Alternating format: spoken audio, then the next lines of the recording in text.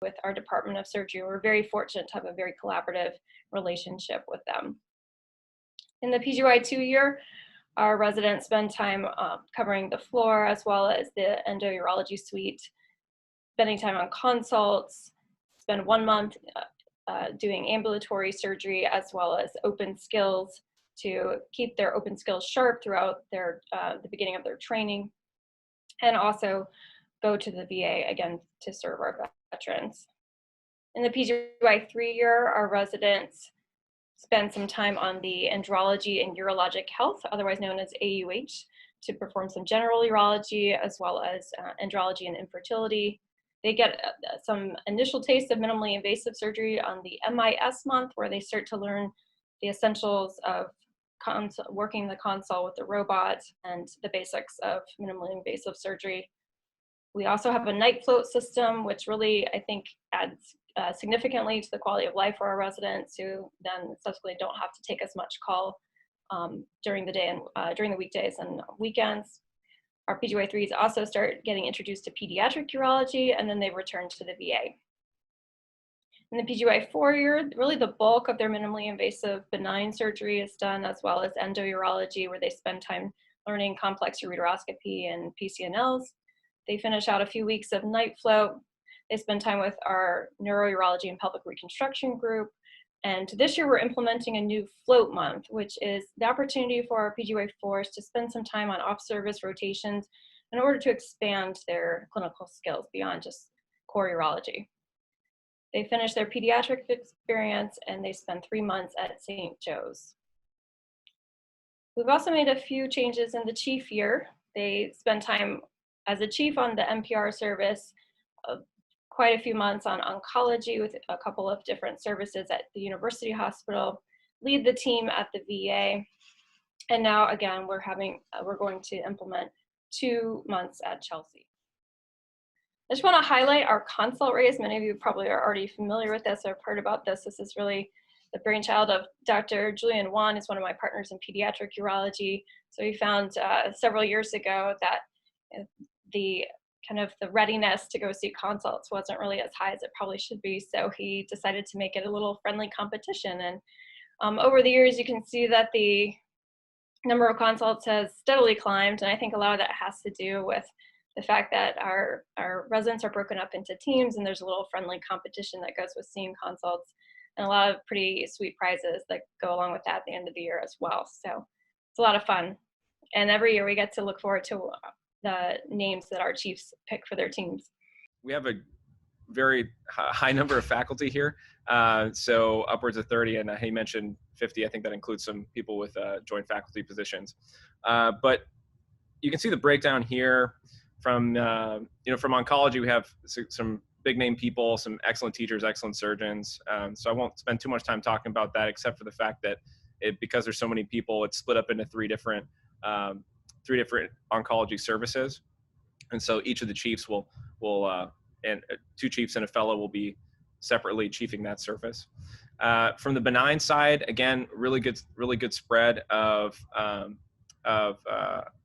fields within benign urology. So we have a separate endourology group, the NPR service, which is the long one in the center, and andrology and urologic health, which encompasses a good spread of urology. Somebody asked earlier what our interaction was with transgender health, and we have primarily one surgeon, but a few people who also engage in that space. So there is a lot of opportunity for engagement in the transgender space. And then from the pediatric side, also really great historical precedent for pediatric urology here. And our previous chair, Dr. Bloom, is fantastic. We'll go into that year by year in terms of when you rotate on that. And then otherwise, you spend time at the VA for 3 separate years while you're here, and then also some time at St. Joe's. And consults is a different service there, where there's two residents typically manning that.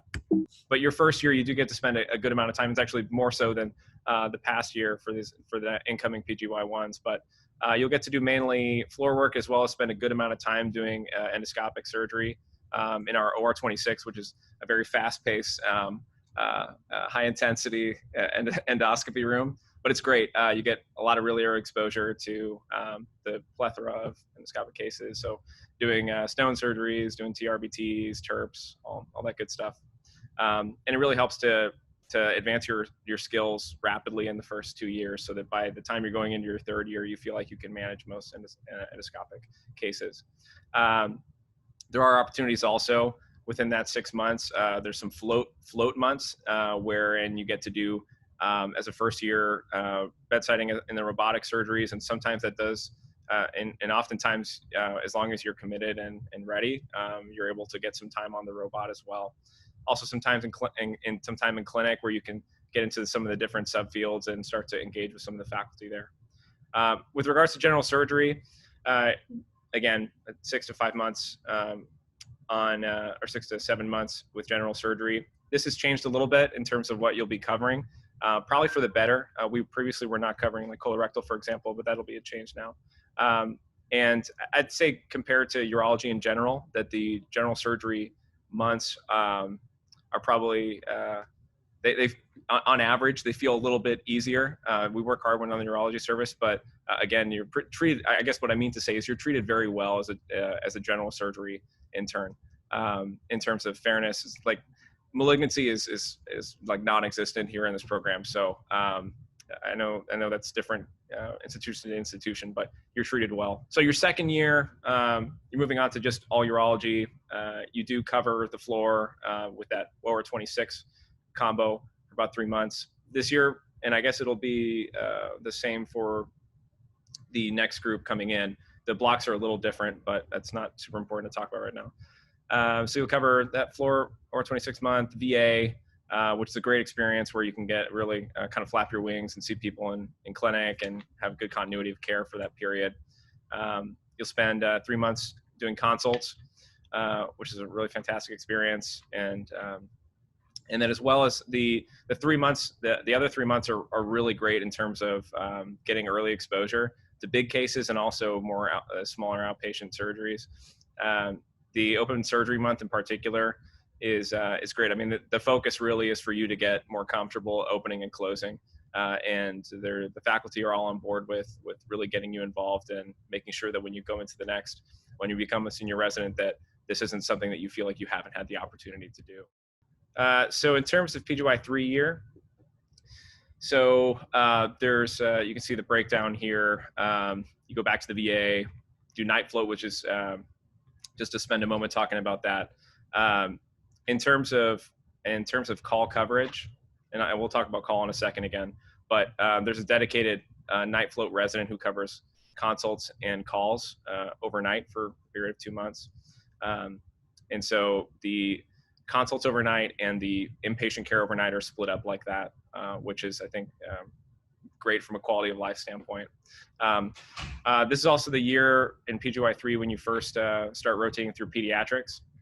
So you get a good 3 months consecutively there, as well as the andrology and urologic health, where here's where you're engaging in more of your sexual medicine, where you could again get exposed to transgender health, as well as covering the more the other benign cases, just like bladder outlet surgery and stuff like that. So in the fourth year, you get to do 3 months focused on minimally invasive surgery, lap and endo. So a lot of robotic surgery, more like PCNLs, stone cases like that. And it's a really good experience, or you got to spend a lot of one-on-one time refining those skills. You again rotate through pediatrics, where you're the chief of that service. We talked a little bit about how, as a 4, you previously did, or rather, you do NPR, a month of NPR, but now that there's going to be an extra month where you can choose to kind of a create your own adventure month, and that's new, and I think the class this year will be pioneering that and demonstrating what's successful and what's not. So, but it's going to be great. It's going to be an opportunity to get to really, I mean, it's more of a career building exercise, right? So you can choose to rotate where you think that you'd find the most benefit off of what our typical rotation cycles are. And then St. Joe's, again, is, like Dr. Kraft mentioned, an opportunity to engage in the private hospital space, a good amount of time out there. And I think everybody, having not personally experienced it, I can't speak to it, but everybody who rotates there has a really good experience. I operate a lot, don't have a lot of other responsibilities aside from mainly operating, so it's great. And then your 5th year, and I apologize, this is not updated with regards to the Chelsea rotation, which is new this year. But aside from that, you'll be covering oncology for for a good half of the year. This is again split up into 3 different services, just again because we have a lot of attendings. 3 months as the VA as a chief, and then 3 months on NPR as a chief. And those are our chiefs for next year. So to touch a bit on the hospitals we cover. So coming from a hospital system where all the hospitals were not connected and disjointed, one thing that's really nice about here is that, I mean, our main university hospital is connected to the children's hospital that you're seeing there.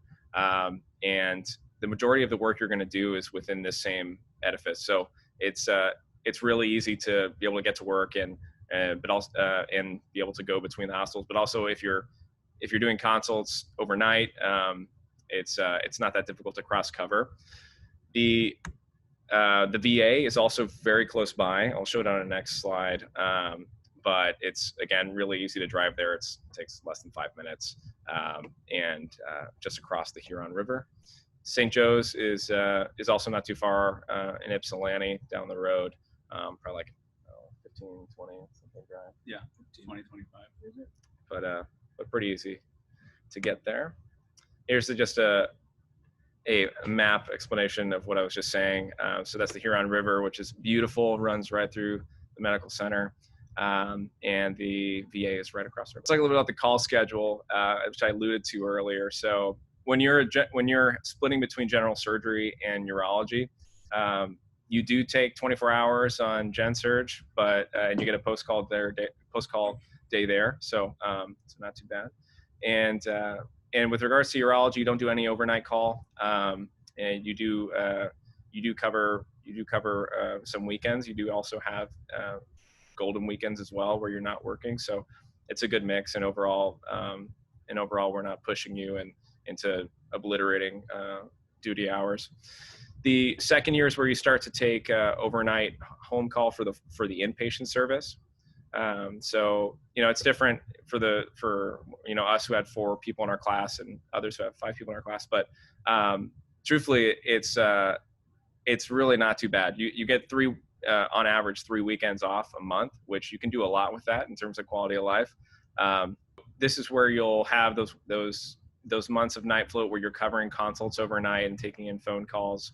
And then you also start to split up the consult coverage for the weekends as well. So, we've been talking about it recently, and on average you get about 2 free weekends a month, but that depends on, I guess just to speak real quickly, this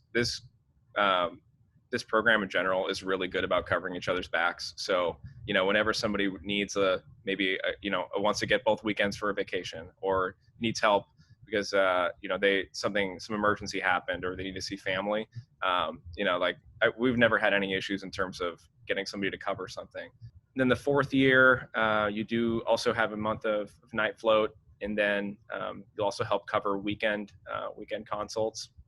The weekend coverage is a little better, but you're still helping contribute. The 3s and the 4s kind of help to keep the weekend consult service going. And then your 5th year, you don't get paged at all, unless there's an emergency. They're chiefing services, so if anything happens overnight, obviously they're available. But